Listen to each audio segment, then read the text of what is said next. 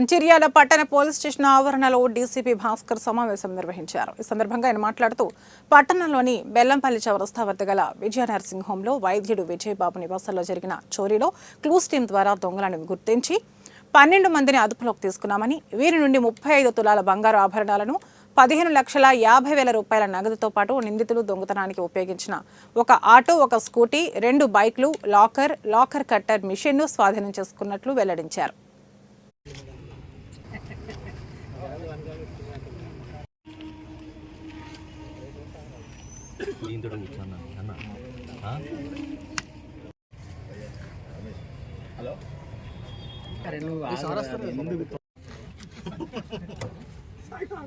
ప్రకాష్ గారి ఆధ్వర్యంలో inspector Mancherial Pramod Kumar and వాళ్ళ ఇద్దరు ఎస్ఐలు Sanath and Praveen Kumar and CCS inspector Kamalakar వాళ్ళ యొక్క టీము దాదాపు 4 టీంలుగా ఏర్పడి టెక్నికల్ ఎవిడెన్సెస్ అండ్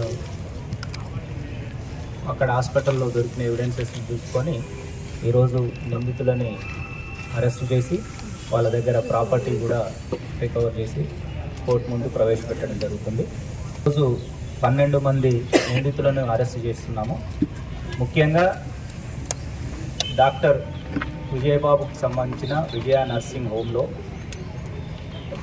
దుర్గం రాజేశ్వరి అనే ఆమె పనిచేస్తుంది. వాళ్ళ సిస్టరు వనిత అండ్ స్వప్న, వీళ్ళు ముగ్గురు రిసెప్షనిస్ట్గా అండ్ ఇంట్లో పనిగా వాడుతున్నారు. ఆ హాస్పిటల్తో పాటు పైనే ఉన్న వాళ్ళ ఇంట్లో కూడా